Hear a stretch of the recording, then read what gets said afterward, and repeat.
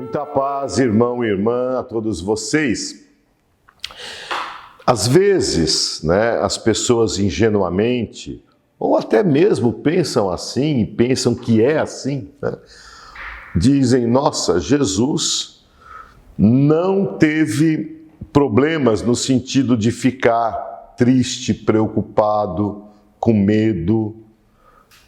Nós sabemos que os evangelhos nos mostram exatamente que Jesus é verdadeiramente homem e tem sentimentos humanos, verdadeiramente Deus, verdadeiramente homem.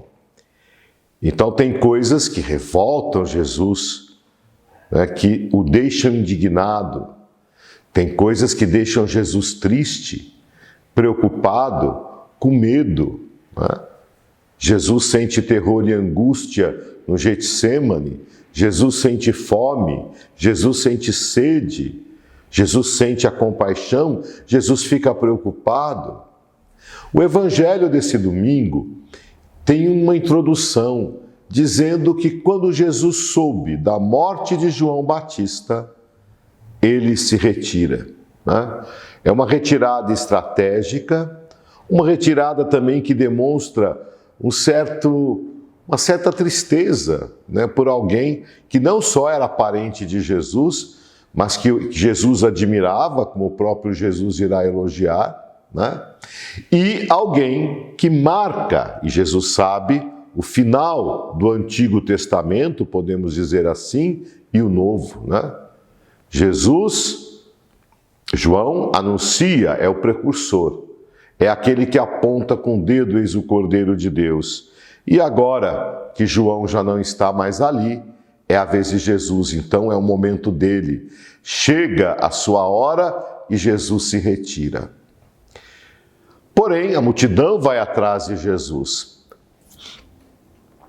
E qual é a atitude de Jesus? É aqui que está a diferença, talvez, de nós, quando temos medo, como estamos angustiados, como estamos desanimados diante das injustiças que nós vemos que acontece, etc.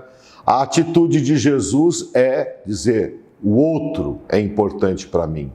Mesmo na situação mais, digamos assim, para falar numa linguagem mais simples, de fossa, que Jesus possa estar, ele não perde a perspectiva da novidade do reino. O outro é importante. Então ele olha aquela multidão que foi atrás dele e sente compaixão. Compreende a dor, O outro é sempre mais importante. Talvez esteja aí uma grande receita para toda a nossa vida, quando nós estamos deprimidos e amuados, entristecidos, e a gente quer sair dessa situação e não sabe como, é preciso olhar para o outro, ter compaixão do outro. E chega um momento que Jesus fala, e agora? Esse povo está aí, eu tenho compaixão deles, mas, como é que fala? Eles não são anjos, é gente de carne e osso, precisa comer. A atitude dos discípulos, é a atitude de uma resposta prática e evasiva, dizer, olha, manda eles procurar alimento, depois eles voltam, Como é que nós vamos dar comida para todos?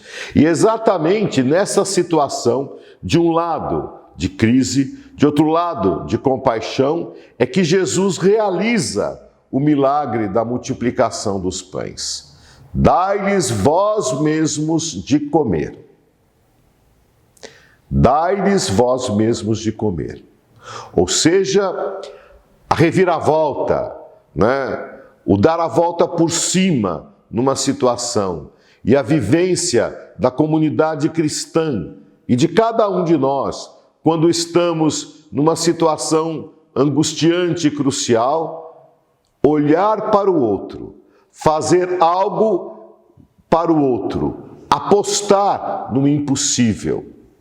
Claro, apostar no impossível, dando a minha parte. Jesus não faz a multiplicação dos pães absolutamente do nada, Ele faz ali com aquele material que tem, os 5 pães, os 2 peixes,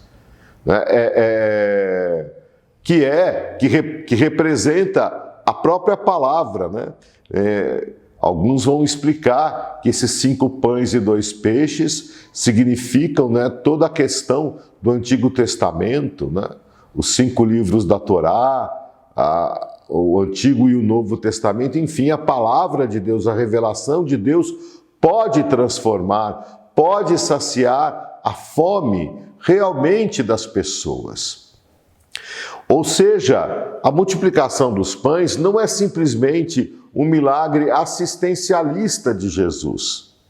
Primeiro fala da fraternidade, da partilha, da comunhão, mas ao mesmo tempo fala da força que há no amor, na força que há na palavra de Deus. Ou seja, Jesus diz: eu estou aqui sendo pleno cumprimento das promessas de Deus. E essas promessas de Deus podem ser transformadoras.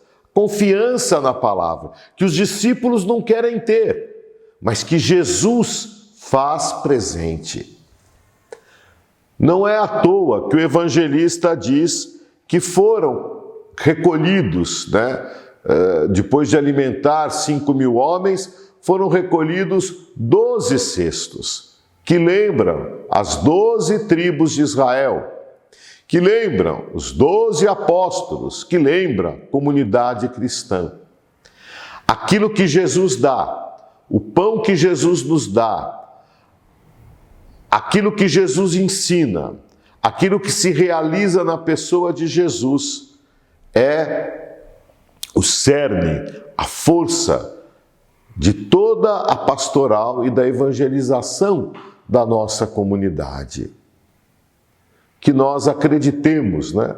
Que nós temos em nós esta força, que nós temos em nós uma palavra realmente libertadora, mais que libertadora, transformadora, né? Alguém pode dizer: mas por que mais que libertadora, transformadora? Porque só libertar de algumas situações de escravidão não transforma, né? Aquilo que transforma é quando eu já não sou mais escravo de nada. A paz esteja com todos vocês. Nos encontramos numa próxima vez.